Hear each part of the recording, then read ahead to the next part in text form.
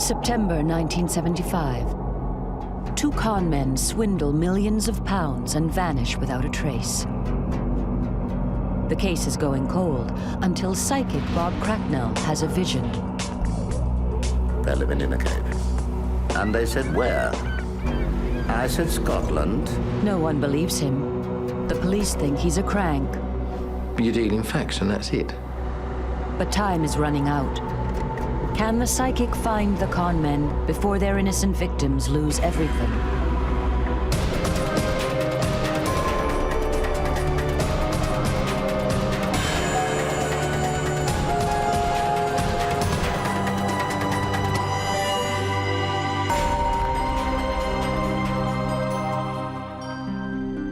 The strange story of the two preachers who conned millions of pounds begins back in the 1960s, when two respected middle-aged businessmen open a nursing home in the south of England.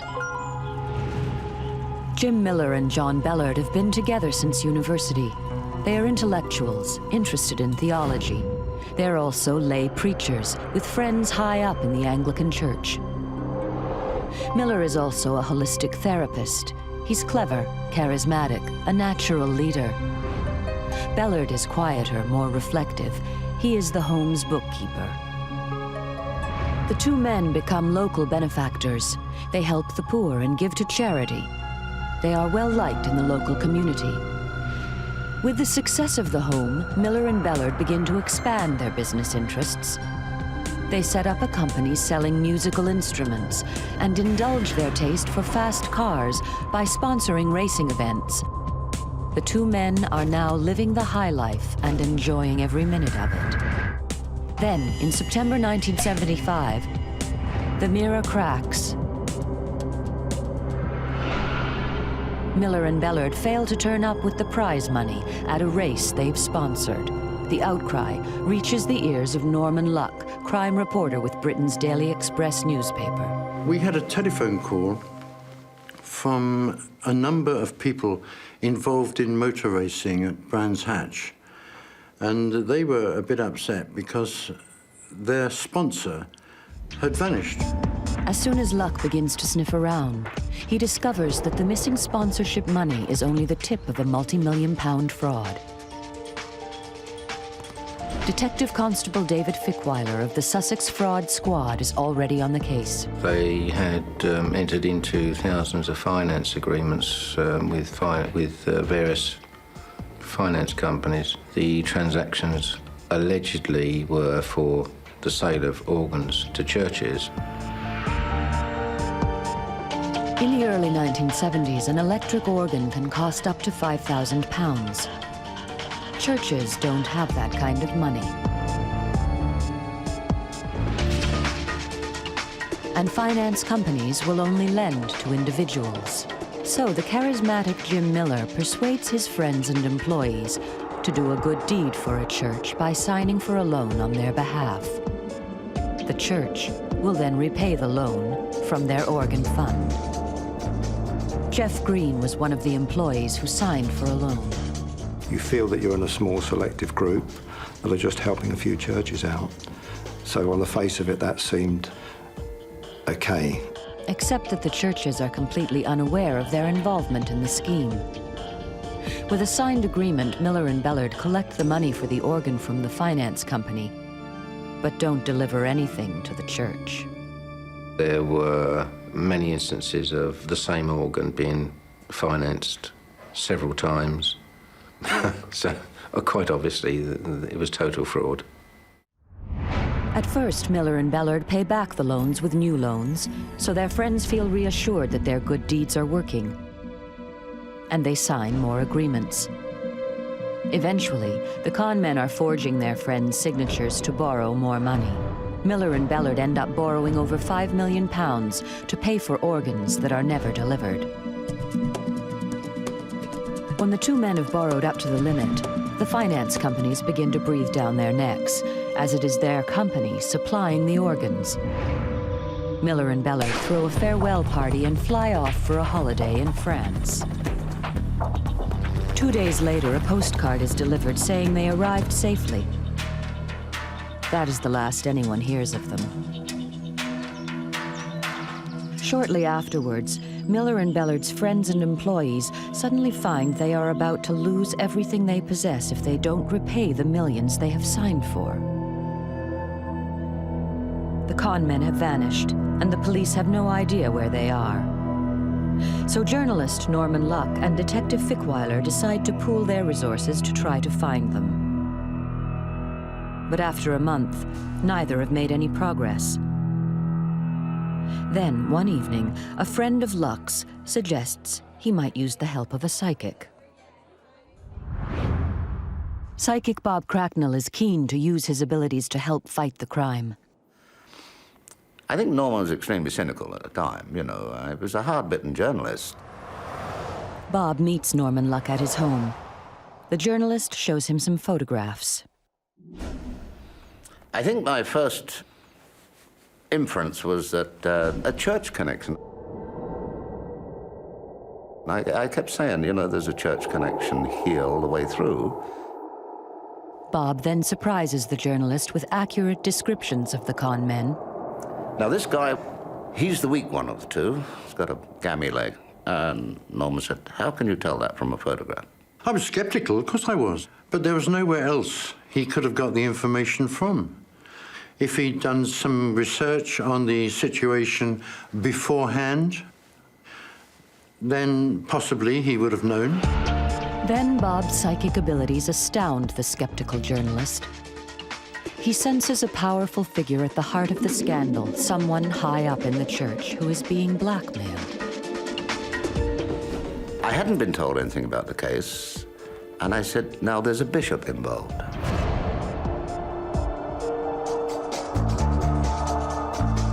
Form of blackmail of some description. It's a big fraud, but it's blackmail. I was rather amazed because I didn't know how the hell he could have known that. That hadn't been released by the police, and it certainly hadn't been released by me. Had the psychic uncovered the bizarre connection between two fugitive conmen and a blackmailed bishop? Bob doesn't know it yet, but he's about to embark on a journey that will change his life. Two respected businessmen in southern England have vanished after conning millions of pounds from hundreds of innocent people who now stand to lose everything. The police can find no trace of the fraudsters. Psychic Bob Krenkell is sure their whereabouts have something to do with the church. Crime reporter Norman Luck is dubious of Bob's abilities until the psychic mentions a blackmailed Anglican bishop. He's an astute journalist, but I think the fact that I came up with this one thing, which he said, that's convinced me, nobody else, only I know that, I've only just found it out. And I think he said to me, you were reading my mind. Luck has been told confidentially by the police of an embarrassing story at the heart of the crime. Miller and Bellard were close friends with an Anglican bishop who was having extramarital affairs. Miller and Bellard were allowing this senior church person to use a chalet in the grounds for his various dalliances. So, this is where it all happened. And this obviously was the secret behind the whole lot. Yes? The reason they started the fraudulent transactions was to raise money to pay off what they said were a number of ladies of the night who were threatening to expose their relationship with a former Bishop of Guildford. They had involved themselves in a financial scam, and with the proceeds, they were helping this senior church person to pay off blackmail demands. But then the bishop died before repaying the money, leaving Miller and Bellard with a large debt. Could this have been the motive which led two men of impeccable character and no previous record into a life of deception and fraud? Staff at the home give Bob some articles of the men's clothing to see if he can sense their whereabouts. From the moment I began to touch the items, I was convinced that there was somebody close by who knew where they were. And I said, no, They're not in France. They're here. They've come back. But if Miller and Bellard are not in France, who sent the postcard? Where have the two men disappeared to? Everything he sees and feels at the retirement home convinces Bob that the two con men are still in the UK. Right from the start, Bob had this feeling that they hadn't come back to the UK. I don't think I believed it. And I think that was when Norman got his second shock, when I said, they're here. And they said, where?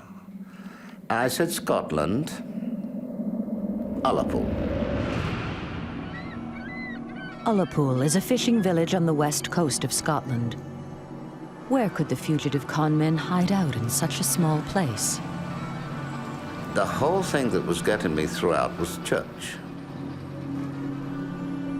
And I'm not talking about the church organs. The connection is with the church. I know it.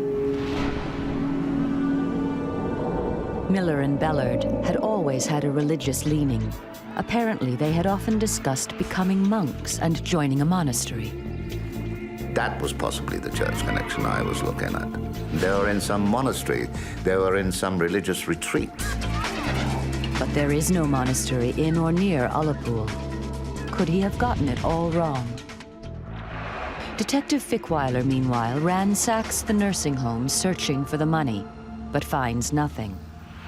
Could Miller and Bellard have taken it with them? The police interview everyone close to the con men.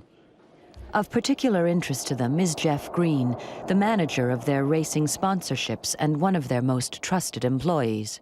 Well, my impression of Jeff Green was that he was one of those people that thought Miller and Bellard were genuine and nice people, real kindly people, and I think he had been, like everybody else, conned by them.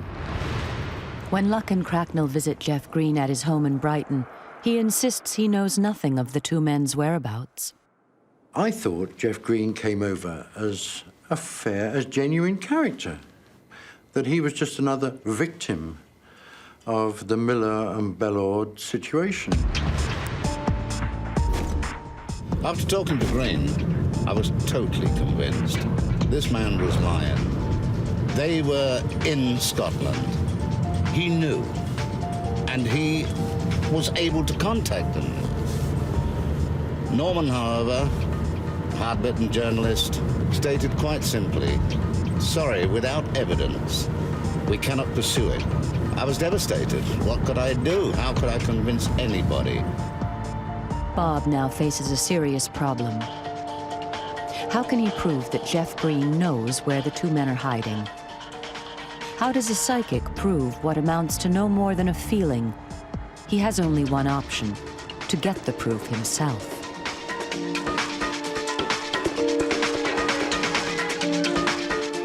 Bob decides to go to the west coast of Scotland to try to find some evidence for what his psychic impressions are telling him. That I had this absolute conviction of the connection with the church, and I began to think in terms of a church as a retreat. I thought, okay, it's on an island or somewhere like that. He makes Ullapool his base. From here, he plans to search the islands off the coast. He immediately sets about questioning the hotel staff. Doing my amateur Seamus bit, have you seen this man or this man or this man? I thought, well, you've got to start somewhere. You never know. A couple of people seem to recognize the faces, but aren't certain. Bob then sets out to search the islands, showing the photographs to everyone he meets. One of the ferrymen, he was quite genuine. And he said, oh, yes, I've seen this guy before, yeah. Quite genuine, which gave me excitement. So I'm beginning to feel that I'm on the track. Bob's psychic abilities have got him on the trail of the con men. Will they lead him to their hiding place? But once out at sea, Bob's hopes take a dive. There are over 40 islands off the coast at Ullapool. Finding anyone out there who doesn't want to be found could take years. with all these islands around you, where do you begin? I can well understand the reticence of the police. I mean, can you imagine they're listening to a guy who's been labelled a crank saying, an island off Ullapool. Yes, sir, we'll send a man out straight away. It's incredible.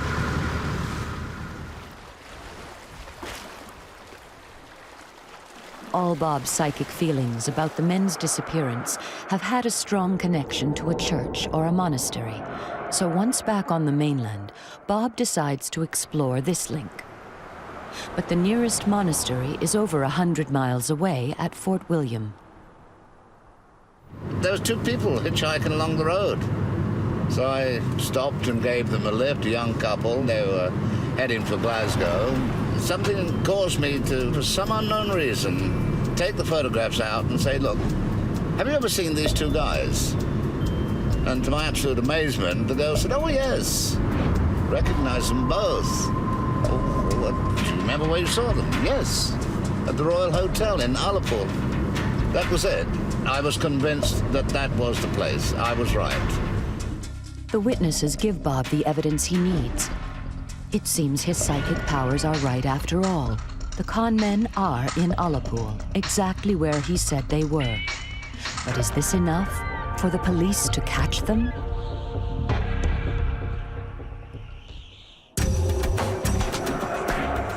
Con men Miller and Bellard have disappeared after defrauding friends and employees of £5 million. The police have no idea where they are. Psychic Bob Krenkell is convinced the two men are hiding on an island off the west coast of Scotland, but no one believes him. So he goes there himself to look for them, and finds evidence that the fugitives are in the area.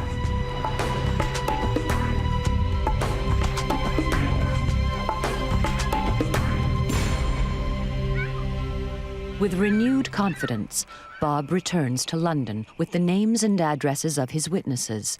He's sure the police can now catch the con men, and the Daily Express can print the story. But Bob's in for an unpleasant surprise.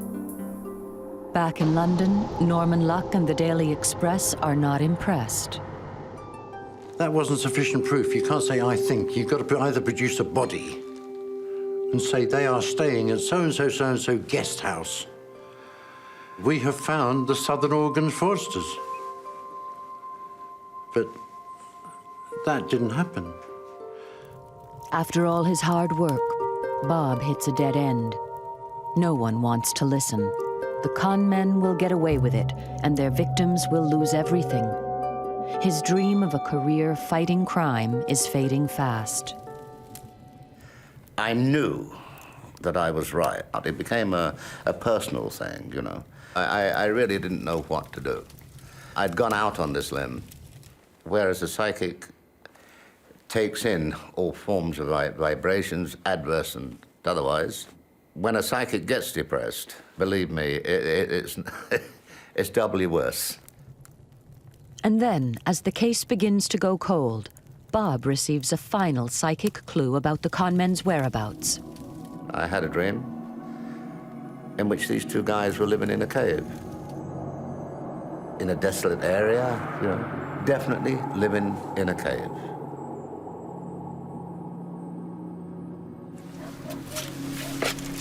It was such a vivid dream.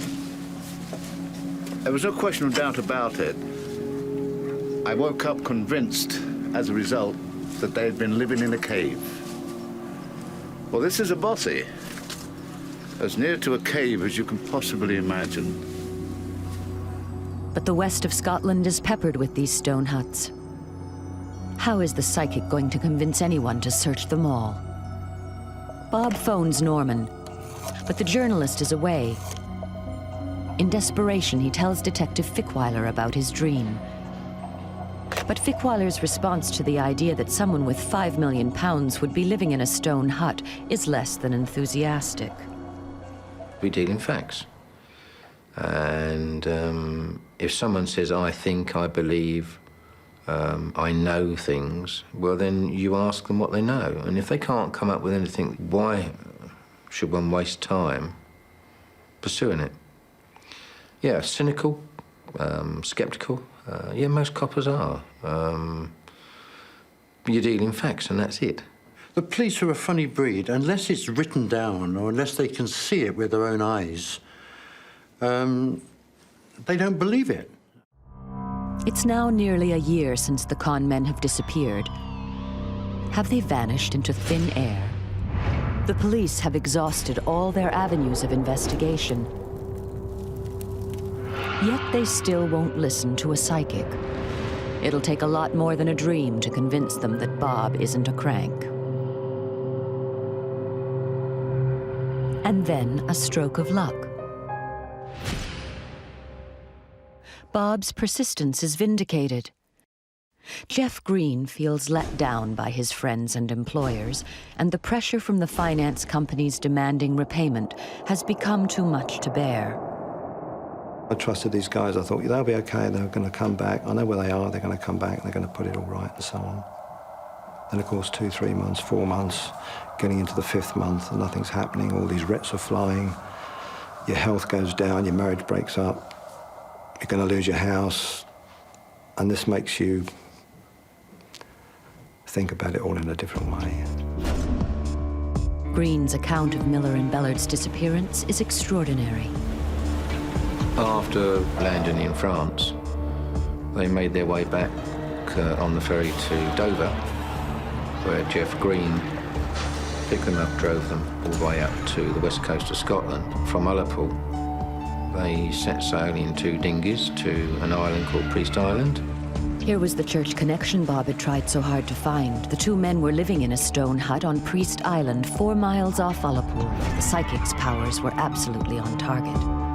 There's me chasing my backside on islands, connection with the church. Ullapool was the location. I was there. The living in the cave was correct. I believe Norman's headline story was living in a cave eating cockle soup. But now I would have, I would have gone and got an ordnance map of the whole area and checked it out. And Priest Island would have stuck out like a sore thumb, would it not?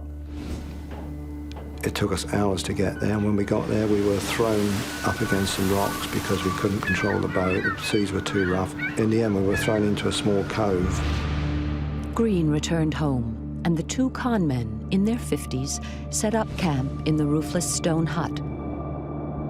They stayed there for nearly 8 months throughout a sub-zero winter, perhaps to make amends for the chaos and misery they'd unleashed. The 2 spiritual swindlers simply turned their backs on the world. They left everybody, and when you leave somebody that trusts you and has great faith in you and wants to still keep you in their lives, it's a terrible thing. Why should he cover up for these people when he was one of their victims? When Miller and Bellard ran out of money and provisions, they returned to the mainland and moved into a caravan. They phoned Jeff Green to send them more money. Their lack of contact before that and the fact that he and others had suffered so much in their absence incensed Green. He gave them up.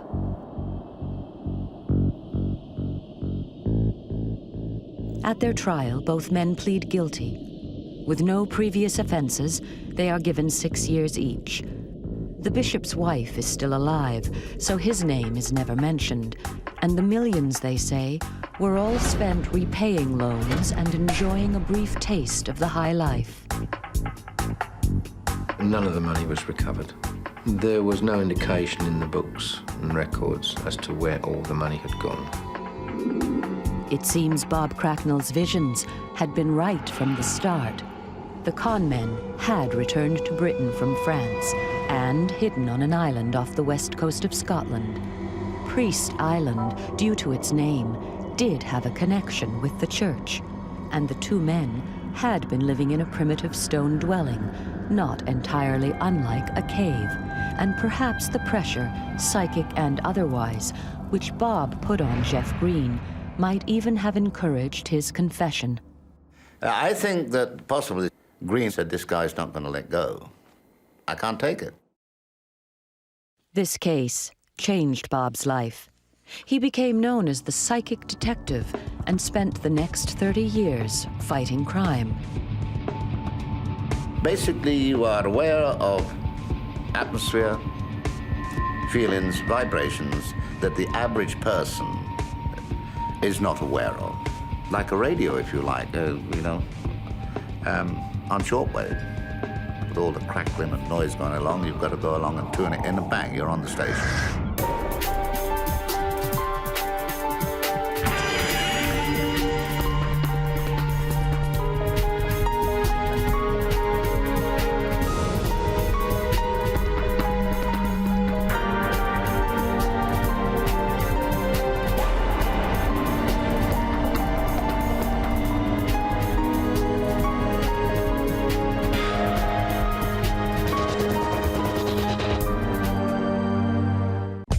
(1983) West London. 25-year-old Jackie Poole is assaulted and strangled to death in her own home. It was such a nasty murder. Despite a thorough police investigation, there's just not enough evidence to convict a killer. A local psychic believes she is visited by the victim's vengeful spirit. In a supernatural trance, she is taken back to the murder scene. And I could see it as plain as anything. It was Porky. But what part would her visions of the name Pokey and a brown sweater play in solving this brutal crime? I could feel Jackie saying to me, ring them now. Would a psychic's paranormal powers or hard forensic science nail Jackie's killer?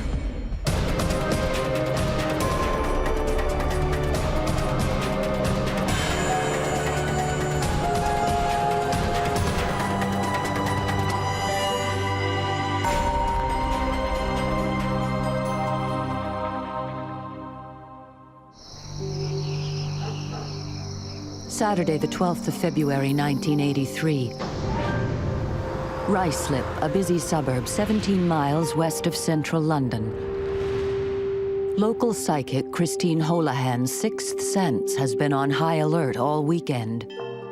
I knew something was wrong, and I couldn't quite put my finger on it. A feeling of coldness in the room. I'd hear footsteps, I'd sort of hear the door opening and closing. It was a sense of feeling of gloom. I was wondering what was happening. This was extremely intense. Was Christine's psychic experience connected to the incredible events that were about to be played out? The next day, a concerned friend of Jacqueline Poole contacts the police. The recently separated shop assistant hasn't been seen for 2 days and isn't answering her phone. A young police constable and the father of Jackie's boyfriend break in to discover that the popular 25-year-old has been sexually assaulted and strangled. Heading up the investigation team is Detective Superintendent Tony Lundy. Well, first of all, there was no forced entry to the premises. So she'd let somebody in or they'd con their way in. There were no broken windows, doors, or anything. So it seemed pretty obvious it's somebody who she associates with. Jackie has been strangled to death with a cord. Personal items have been stolen and her clothing is in disarray. She was fanatical at wearing rings and necklaces and bracelets and stuff, but basically the lot had gone. I think there may have been something left on her finger that couldn't come off, but everything that could be removed had gone. Jackie's body has lain undiscovered for some 48 hours. The killer has a head start. Police begin to interview Jackie's friends and family for vital clues and release details of the attack to the press. It became obvious from a very early stage that it was going to be a difficult investigation because of the fact there'd been no break into the premises. We were really looking at close connections. Her husband had left her some time before, so obviously he was a possibility as a suspect from the word go, and numerous names were flooding in really from the outset. The night after the body is discovered, just 3 miles away, Christine Holohan claims her psychic abilities are put to the test once again. And after a while, I could see him starting to appear, and he started to get bigger, and eventually there was like a shape. And from the shape, I could see the outline of a young woman. She seemed very agitated and very sort of frustrated, and I sort of said, like, I'm going to take a chance here. So I said, are you the young lady that's been murdered? And so I said, is it Jackie Poole? And she said, Jackie Hunt. Why is the spirit calling herself Jackie Hunt, and what connection does she have with the murder victim? So I asked her, how did she want me to help her? So she told me that she knew who had murdered her. And I explained to her that I would have to have solid evidence. I couldn't go to the police and just say somebody appeared to me and said they were murdered. I had to be able to go to the police with something positive. And then all of a sudden, then she went, and I thought, oh, that's it, she's gone. I was anxious of going to the police in case I would give them information that they would think I got from other sources or from a paper. Christine is desperate for more clues. Amazingly, the spirit returns the following night. It was like I was watching a television scene. It's like I flashed onto another level. It was then that I felt I was taken on a journey. I was just feeling what she was feeling. I felt myself in this flat, and I got a terrible sense of feeling that I was being dragged in slow motion as if she was still going through it. And it was horrible. And I could see all the struggle, and I could see what was happening. Christine believes she is a psychic witness to murder and sees a woman called Jackie Hunt being attacked by a young man. She claims she is shown the layout of the victim's home. It's not much to go on, but she cannot ignore the spirit's pleas for justice. I started, realizing what she'd gone through, and thought, if I go to the police, I'm gonna leave myself open to the person who actually murdered her. I started to think of lots of things. You're going to protect yourself. I was a bit afraid. Christine is desperate to describe what she has seen to the police. But murder investigation teams are skeptical over the use of psychics, and she must risk ridicule. I didn't know what to do. I didn't want to ring them, but I also knew that she just was not going to go away. So it's like she was my friend now. She wasn't just that she was a victim who came to me looking for help. She was like she was now my friend. Eventually, I could feel Jackie saying to me, ring them now. I could hear it really plain in my ears, ring them now. While the psychic builds up courage to call the police with crucial information, the murder investigation team work around the clock to nail the killer. You don't often get called out to scenes of murder where a young lady has been beaten, strangled, and it was a very, very nasty crime scene. With no sign of a break-in, police investigate the theory that Christine knew her killer. She had many, many friends, all from her same age group, from being brought up in the area and so on. And we had to eliminate over 70 suspects. Many you could eliminate quickly, but many, many, many were explored at length, and that made it very difficult. Christine Holohan claims she has visions of the murder sent to her by a spirit called Jackie Hunt. The local psychic feels she can no longer ignore the ghost's pleas for help and risks ridicule by contacting the police. I must admit I'm not one who's much of a believer in that, but at the same time, obviously, any possibilities to help you, you're going to explore them. Constables Andrew Smith and Tony Batters are sent to interview the psychic. Unknown to Christine, Tony Batters was the first police officer at the murder scene. Sadly, Tony passed away in 2003. His widow, Anne, remembers the day that would change his life forever. I think it could well have been the first time he'd actually found a victim. And she was young. It was a horrific murder. Because he had been the first officer on the scene and had actually stayed at the scene for several hours, he knew the layout, what the situation was in the flat, things that had been broken or turned over or something that was out of place. He believed there would be nobody else who would know that detail other than himself. If Christine's claims were true, then convincing this hardened skeptic with first-hand knowledge of the crime scene would be a major challenge. thought, oh God, here goes. And I was tuning in and saying, oh, Jackie, I hope you're here. I really hope you're here at this stage. And she was. She went to explain everything that she could possibly explain. She went to as much details as she could possibly give me. I explained that when she came through, I asked her, was she Jackie Poole? And she said, Jackie Hunt. The psychic's first piece of information is a hit. Tony Batters knows that Jackie Poole's maiden name is Hunt. They are the same woman. Maybe I was hitting on something, but I didn't know what it was. I hadn't got a clue. She showed me around the house. She explained exactly where everything was. Christine claims she is transported back to the crime scene and is able to see 2 cups in the kitchen, prescription forms, and a black address book. Amazingly, this tallies with what Tony has seen at Jackie's flat less than a week earlier. These details were not released to the press after the murder. And I could see where she was lying, and I could see her hand. There was 2 rings in particular he couldn't get off her hand. Jackie's missing jewelry was reported in the local papers, but nothing specific had been mentioned about the 2 rings that had been left on her body. She also sort of was very insistent that there was a jumper that he was going to be thrown away. And she said it's important to get this jumper because if you don't, she said, it's going to be gone. Christine claims that she never met Jackie or any of her acquaintances when she was alive. But during her trance, she uses the names of many of Jackie's friends and family. One name is a mystery. She mentioned Barbara Stone, and she didn't give me any significance on the name, but I said, anything she gives me, I'll take on board. No one on the investigation has ever heard of Barbara Stone. Despite the puzzling name, Tony is amazed by the psychic's insight. At this point, he said, ask Jackie to describe her killer. And she explained he's 23. He had a birthday April or May, he'd been Taurus. He had dark hair, dark skin. He had tattoo. Christine seems to give the police officers a profile of the murderer. But nothing would be more useful than a name. So I said I would just very quietly go into a trance.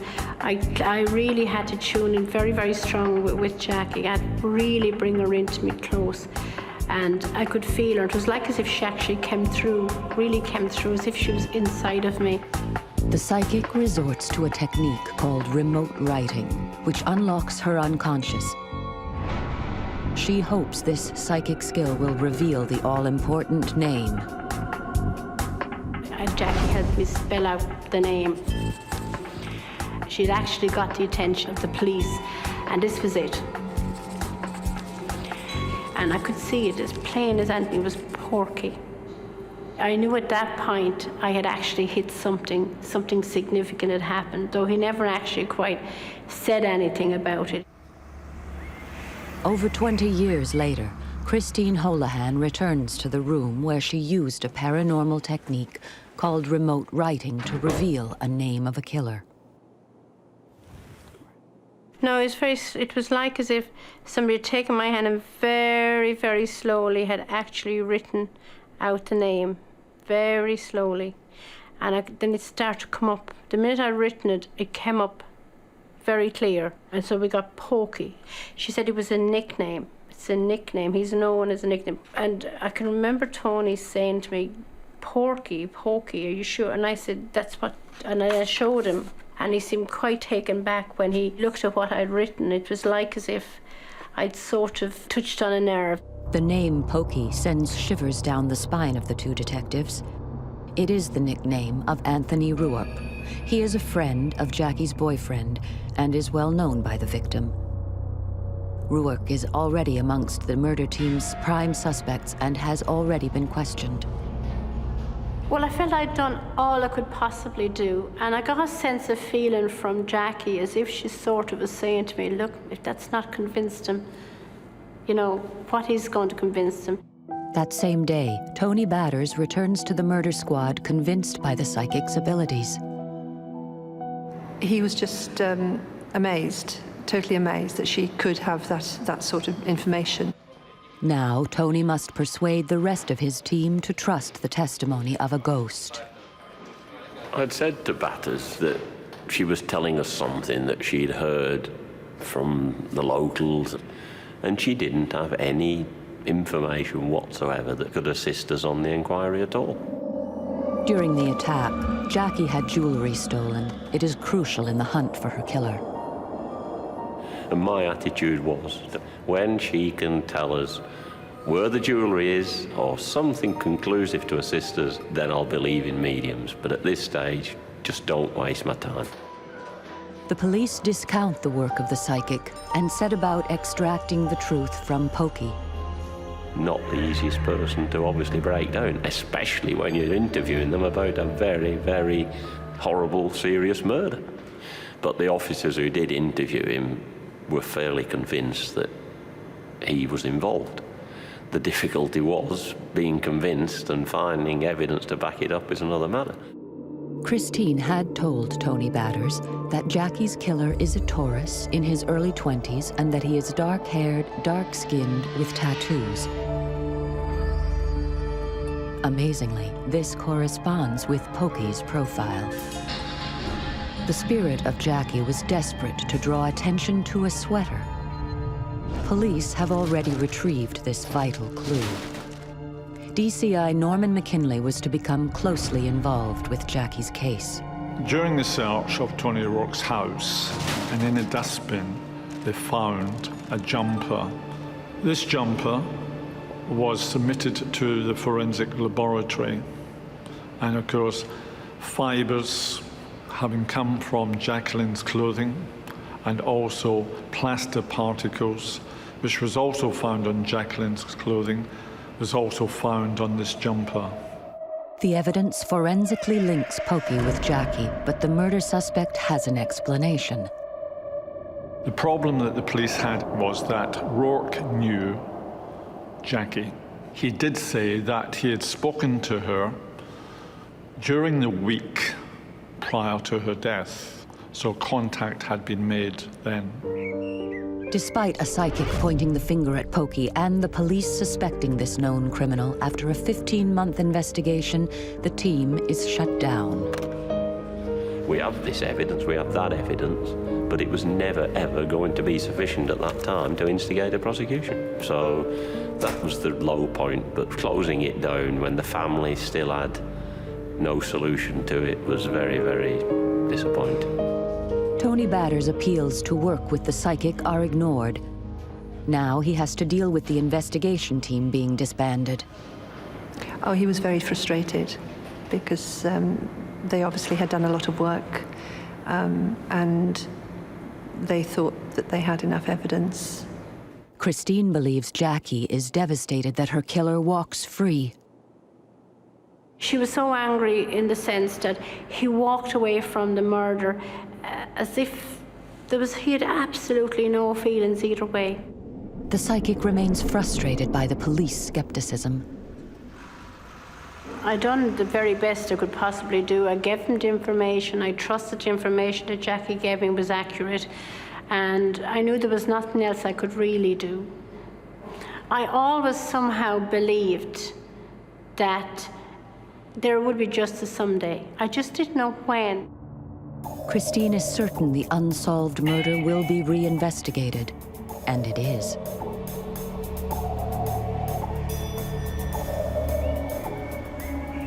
In 1999, some 15 years after the main inquiry was shut down, Christine has another visitation from a troubled spirit.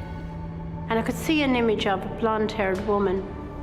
And I kept looking and I kept thinking that it looked like Jackie, but I said, I must be imagining this. Couldn't understand what the significance of that would be. Unknown to the psychic, the police reinvestigate the 16-year-old murder case after an informant brings in new leads on a suspect that is not Pokey. Was the apparition a coincidence, or Jackie trying to let Christine know that the hunt for her killer had started again? In the intervening years, a cutting-edge DNA technology had been developed that should allow police to test forensic evidence taken from Jackie's flat 16 years ago. The introduction of DNA low copy number, or LCN, was completely new.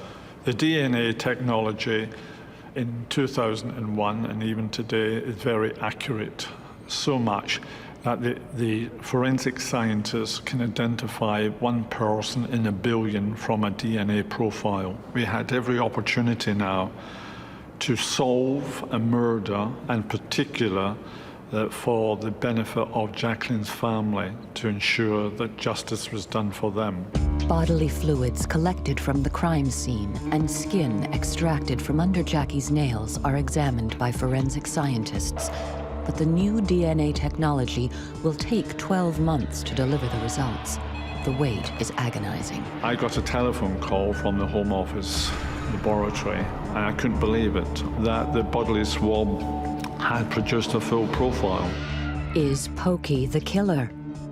The DNA LCN match, the full profile, came down to Tony Rourke, who also was known as Pokey. Amazingly, the results tally with the name that had been scrawled on a notepad by psychic Christine Holohan over 17 years ago. He was arrested on Wednesday, the 24th of May, in a car park in Cirencester. He was arrested for the murder of Jacqueline Poole. Pokey is stunned to discover that he is being arrested for a crime that he was certain he'd walked away from. And in August 2001, he is tried at the Old Bailey in London. We've suspected him all these years, and now at last, hopefully, he's going to get his comeuppance and go away for a long, long time. Everybody was hoping that the verdict was going to go the right way. I was with, obviously, the brothers of the victim, and I mean, the evidence had been very strong, but you can never be 100% sure with juries. So they were very, very anxious and very, very, wary of the verdict. Tony Batters attends the 2-week trial. The retired police officer had listed 130 specific points that Christine claimed she received from Jackie's spirit. Now, he wanted to see just how many were correct. I think it would have been really that he needed to know for himself. He had to prove it for himself. But the amount of information that Christine did give, if that was available to other murder inquiries, then obviously it would be very valuable. According to Tony's notes, an amazing 120 facts match information brought out during the trial, including personal details about Jackie, the layout of the crime scene, and how Jackie knew her killer. Although Christine lived locally, she didn't know Jackie, she didn't know her family, she didn't know her circle of friends at all. But it's just in the amount of detail that she gave, and most of it was proven to be correct. The new DNA evidence is used to establish Pokey was at Jackie's flat on the day of the murder. The plaster particles taken from the brown pullover that Jackie had told Christine about are also produced as evidence. The jumper, which had been retained by police in a sealed bag from 1983, was produced in evidence at Rourke's trial and played a significant part. Pokey amends his story and claims he visited Jackie on the night of the murder, but that she was alive when he left. The solid prosecution evidence challenges this, and after 2 weeks, the jury is unanimously convinced of Pokey's guilt, and he is sentenced to life imprisonment. Justice at last for Jackie's family. And when eventually the guilty verdict was brought in, they were absolutely over the moon. I mean, they were virtually shouting out in joy. There is one final twist in the tale. The mysterious name, Barbara Stone, given to police by Christine nearly 20 years ago, becomes another psychic hit. During the Old Bailey trial, Tony was sitting next to one of Jackie's brothers, and he asked him, did the name Barbara Stone mean anything? And he said, well, yes, of course, it was Jackie's best friend, but she had been killed in a road accident about a year or two before Jackie had been killed. So that was the answer to the name. Christine's involvement in the Jackie Poole case hits the headlines. Her psychic skills have converted Tony Batters into a true believer. She'd have had to be pretty good. He thought the information must have come directly from Jackie, because there was no other way that Christine would have had the detail of information that she had given the police. Christine receives one final visit from her old friend. And she was smiling, and she had found happiness, and she seemed to have, she was a different person than I'd seen 18 years earlier. I felt very happy that she'd found peace, and I sort of felt sad because I felt like this was closure all around. Jackie was gone. This extraordinary relationship had spanned nearly 2 decades. She was very, very special. She'll be always a very special part of my life, one way or another.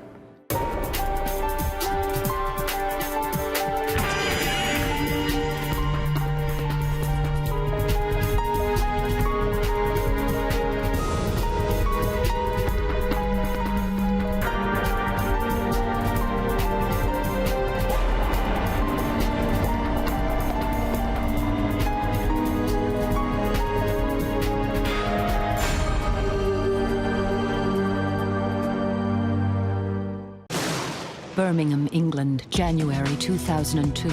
A young man vanishes. Police think he's a runaway, but a psychic has a vision of a brutal murder. His head was pushed down and he had a blow to the head. He's describing this as if he's watching himself. He's also shown me that he's been buried underwater. Can she convince the cops a killer is on the loose and put him behind bars? Or will the mystery surrounding this young man's disappearance remain unsolved forever? It was really horrific. It was frightening.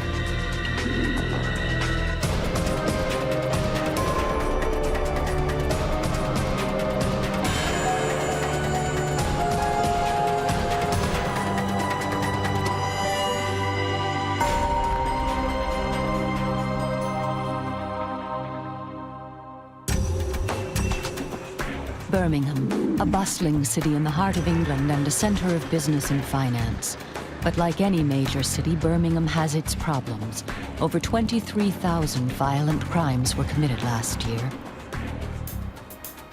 Detective Daly is a cop whose job it is to catch the culprits. But when good old police methods fail to find missing local man Mark Green, it's to this woman, Diane Lazarus, that she turns. Diane Lazarus is a psychic, and today she's in Birmingham to help Detective Daly solve the riddle of Mark's disappearance. The story starts here in January 2002. 31-year-old Mark Green is out with a friend in the city centre. When he doesn't return home, his parents begin to worry. They called the police quite soon after the concerns became quite concrete, and they reported Mark as a missing person. Detective Marcella Daly is placed in charge of the missing person inquiry. Mark was a 31-year-old man that came from the Stetchard area of Birmingham. He was a lecturer at a local college in art and design. He had a great bunch of friends, 2 very loving parents and a very good supportive family setup. Mark's disappearance sends shockwaves through Birmingham's gay community. No one can understand why he would go missing or where he would go. Detective Daly's first task is to interview Mark's friend. Mark's friend wasn't treated as a suspect as such, however, he was a vital person within this missing person investigation, and he held vital information, and he was incredibly supportive towards the investigation. He tells officers what happened on the night in question. The night that Mark disappeared, he went out with some friends, decided that he was going to go on to another club, and his friend took the bus home. Mark was last seen alive on the 17th of January, outside, actually leaving the nightclub called Kudos in Birmingham city centre. He was seen leaving through the main doors, and then he was later seen just outside by CCTV. There are tens of thousands of closed-circuit television or CCTV cameras in Birmingham, but unfortunately Mark is only seen by one. Police make appeals on local radio for information about Mark's disappearance. You're listening to Birmingham City News. It's Monday, the 28th of January. West Midlands Police are launching an appeal for information relating to the disappearance of 31-year-old college lecturer Mark Green. Mark was last seen in the city centre on Thursday evening. There is concern for his safety and police... But no new information comes forward. In desperation, Detective Daly hits the streets and begins interviewing hundreds of potential witnesses. Hi. Can I just let you have a look at that, please? It's a missing person inquiry. This is a missing person inquiry. This is a missing person inquiry. Missing person inquiry. Have you seen this person at all? No, I haven't. Have you seen this person at all? Not at all. Can I just give you that? OK, thank you. There was obviously contact with a range of friends and also friends that perhaps he had lost contact with. There was also contact with other areas that he'd been to in his life, whether it be university or friends that he'd visited. There was nobody that came to light that would have any need or intention to hurt Mark in any way. The police are baffled by the case. It seems Mark just disappeared into thin air. For Mark's parents, waiting for news of their son is heartbreaking. Anne and Don Green, throughout this investigation, were incredibly brave and have my utmost respect. It's very difficult to actually wake up every day knowing that your son's not there and nobody can find him and nobody can explain whilst he's not there. It's now been 2 months since Mark went missing. Over 150 miles away in Wales, psychic Diane Lazarus is holding a private séance for a woman called Myron Green. She wants to contact her daughter who died the previous year. The reading is taped for you, just in case his message is passed on for other people. I'll not only talk about you, I'll talk about your family members as well. Diane's séances are incredibly detailed. To help her clients remember what is said, she records everything to tape. I've got a young lady coming through called Sian, and I feel that she passed over in an accident. She's saying that she loves you. She's now bringing in a gentleman called Mark. She's putting her arm right around him and bringing him forward. And she's saying that he's definitely passed over. Diane thinks that the man is Mark Green. She didn't know that Mark is Myron's nephew or that the police think he's a missing person. Was he, in fact, dead? I hadn't heard anything about Mark Green at all, in all honesty. You know, the first I heard of Mark was literally through doing that reading. Yes, this is definitely a gentleman called Mark. But that's my nephew, and he's only missing. He's not dead. I remember Myra was literally shaking her head, saying, no, you can't have him. So I went in to describe Mark. He's got brown hair. He's got a lovely smile. He's saying he likes art. He's also shown me steps towards a college, so I feel he worked in a college. He showed me he used to carry a rucksack. He was always in a rush. Well, that's my nephew. He's a lecturer, but he's not dead. He's definitely passed over in the spirit world. He's quite distressed because he's saying that... Diane's description is so accurate, Myron has no choice but to believe. She's very upset, but worse is to come. Mark is telling me that he's not missing. He has not walked away from his parents. He's quite distressed because he's saying that he's been murdered. I don't think for 1 minute that she expected this to happen. Simply because she thought she was coming for a reading, she might have a message from her daughter, but she was really taken back by the fact that I had Mark in front of me. Diane describes what she believes happened to Mark on the night he disappeared. He's saying that he went to a nightclub, and as he walked from there, he was attacked. He's saying that he had this nasty blow, something really heavy hit him at the back of his head. He's saying that he's buried underwater. And then went on to say that it was a lady that's going to help solve the case. It was a lady that was short hair, nice eyes. He also mentioned there was going to be a television appearance, and after that, the crime will all be solved. But is Diane right? Has Mark been killed and buried underwater? Were the police wrong in thinking he is just missing? Myra was really taken back. I remember seeing her slumped in the chair, just couldn't believe what I just told her. And she said she was shaking with this tape in her hand, saying, I know what I'm going to do with this tape. I'm going to pass this on and get it to the police. The next day, Myron sends the tape recording of Diane's séance to the police. It lands on Detective Daly's desk. But will it convince her that Mark is not a missing person? Mark is telling me that he's not missing. He's been murdered. Detective Marcella Daly is in charge of the missing person investigation. I think on hearing the tape, my feelings were a little bit mixed at first. It's a very difficult thing to kind of listen to, but I thought it was important to remain open-minded. He's saying he's got jeans on. He had a denim jacket on at the time that he was murdered. She came up with information with regards to location, interesting information connected to Mark's parents, but she also came up with information with regards to me, which was quite surreal, really. There's a police officer, a lady. She's got short hair, lovely eyes. And she described me as a key figure in the investigation. On the tape, Diane can be heard describing Mark's appearance, his movements that fateful night. She tells of a blow to the back of the head and a burial underwater. There were some elements that weren't what perhaps you would call guessable. You know, there was some information, some factual information with regards to this inquiry that we purposely kept out of the media, and Diane had touched on a number of these points. Detective Daly asks Mark's parents permission to contact Diane. Approaching Alan Dawn about the information in the tape was a little bit difficult, but they felt like any information that was coming through on Mark, that it really needed to be looked at. I had a phone call then from the West Midlands Police, Marcella Daly, and she was asking me, how do you know about Mark's murder? How do you know all these details? There's no way you could know all these details. She was very much taken back as well, and I felt I was being really questioned, big time. So I just answered as best as I could and tried to explain that I'm not a crackpot. Mark is in the spirit world, and he's given me the information.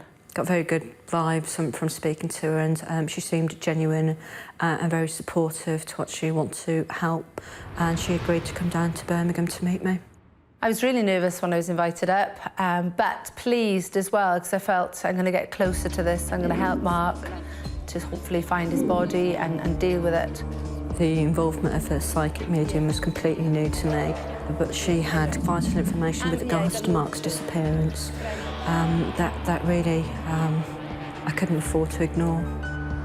Detective Daly decides to team up with psychic Diane Lazarus. She takes her to the place where Mark was last seen alive. Can she make a psychic connection with Mark and help convince Detective Daly that he has been murdered?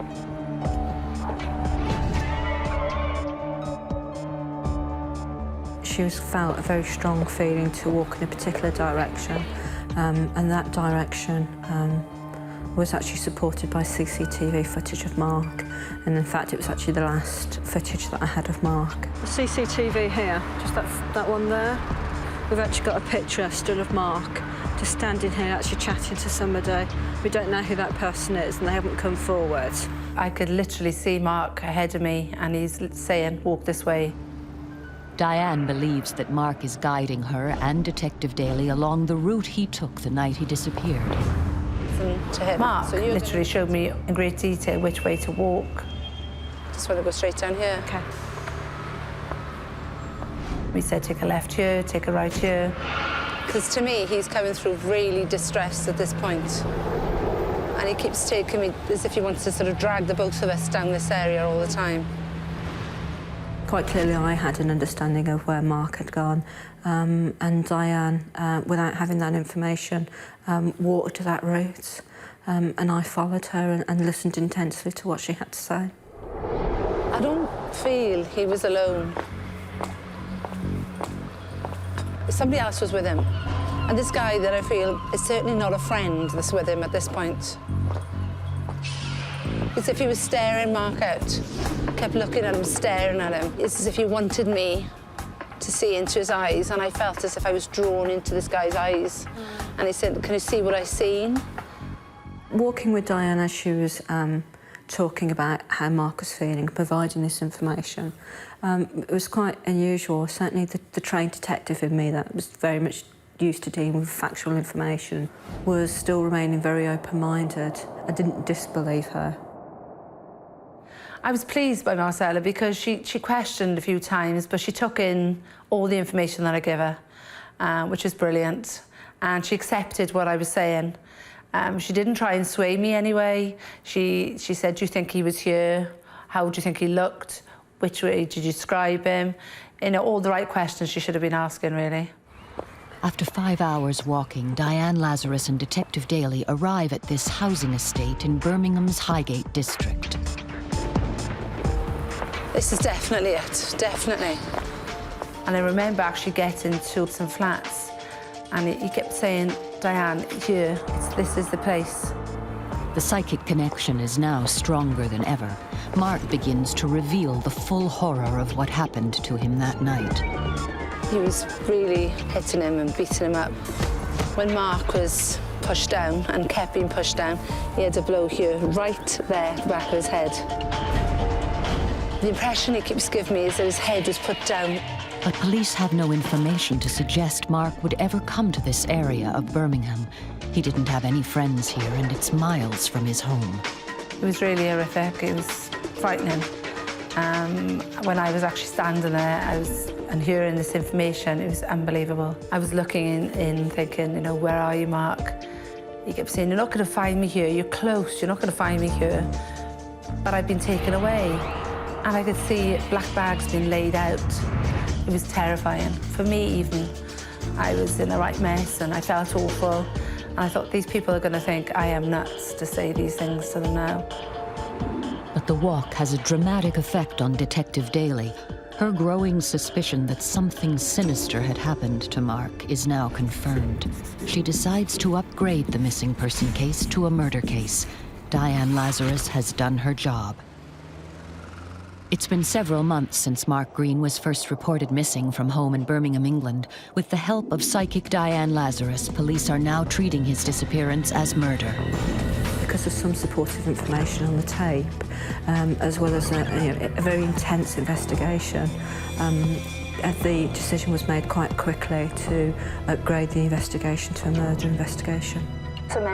It's incredible, but a tape recording of a séance is being used by police to catch a killer. Using information provided by Diane Lazarus, police begin to search whole new areas of Birmingham. Diane provided particular information with regards to locations and areas and materials that she felt were important, and that information formed part of my searching of areas. It's an agonizing time for Mark's parents. The waiting for Mark's parents was just completely devastating. Not only Mark's parents, but obviously key family members, and also Mark's partner at the time. And there was just no way of actually describing how completely devastated they were as every second ticked by, really. But despite their best efforts, the police find no evidence of Mark. It was very frustrating for me as the main officer in the investigation, not to find Mark when I felt so committed to finding Mark.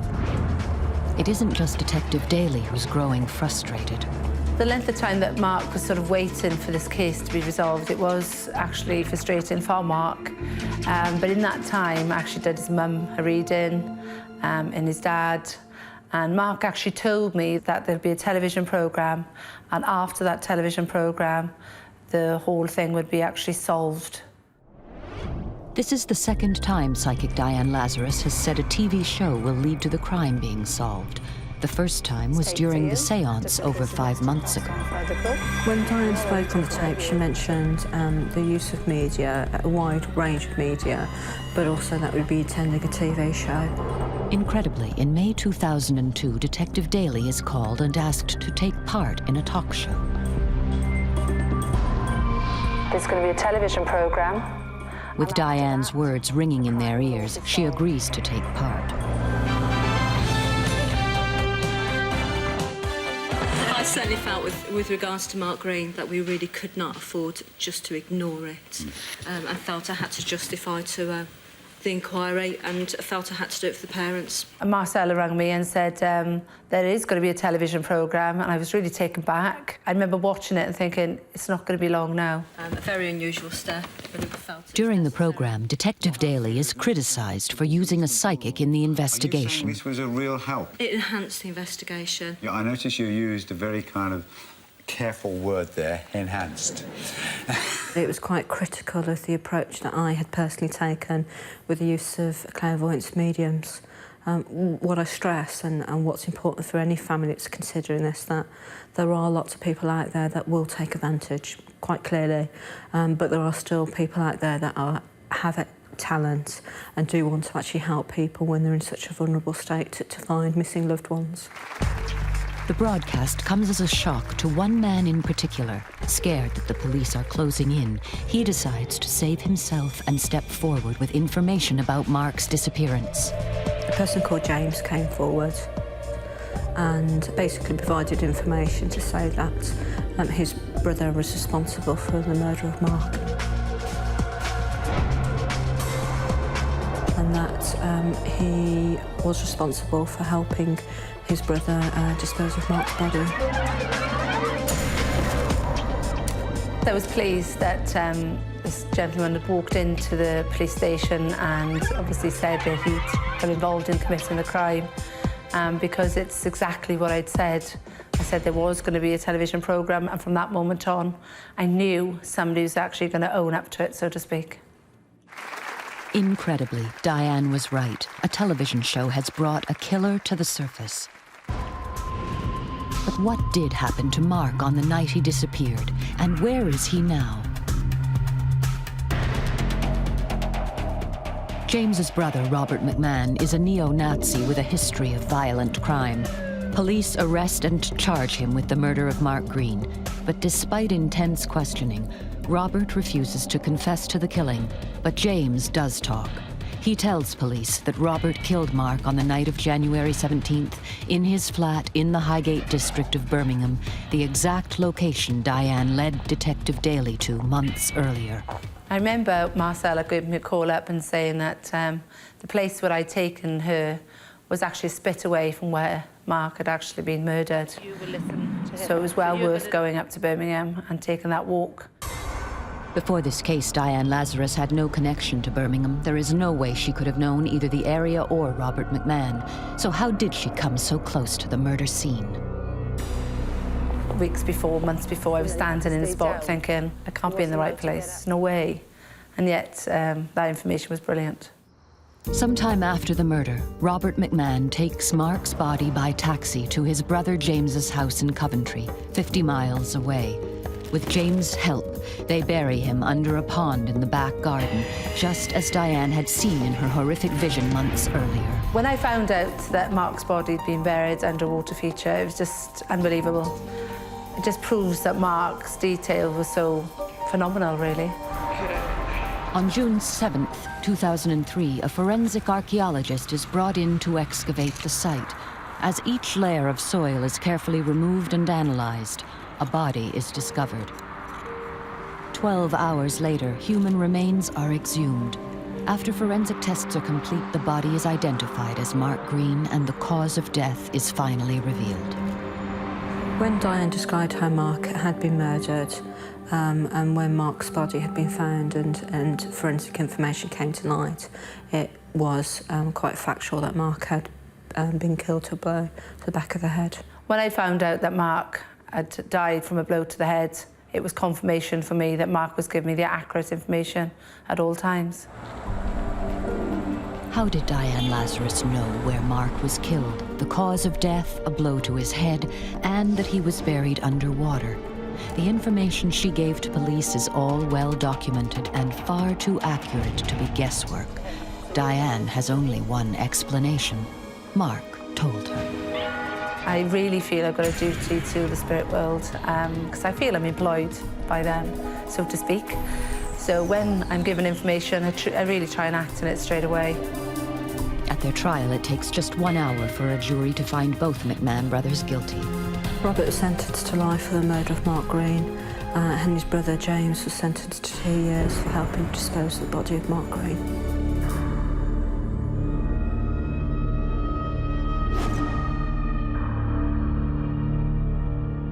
I think Mark's parents had basically been to hell and back. with Mark's disappearance and murder. I think the case, when it came to an end and when the two were found guilty and sentenced, was a relief to both Anne and Don. But again, it just re-emphasised the great sadness and the great loss in their life. But why did Robert kill Mark? Was it because he was seen leaving a well-known gay bar? Was this a homophobic attack? Or was he just in the wrong place at the wrong time? If this was just a random act of violence, would police have solved this case without Diane Lazarus' information? One thing is certain, Diane's prediction that a TV show would lead to the crime being solved did encourage Mark's normally reticent parents to appear on TV with Marcella Daly. Without that show, James McMahon may never have come forward and given evidence against his brother, Robert.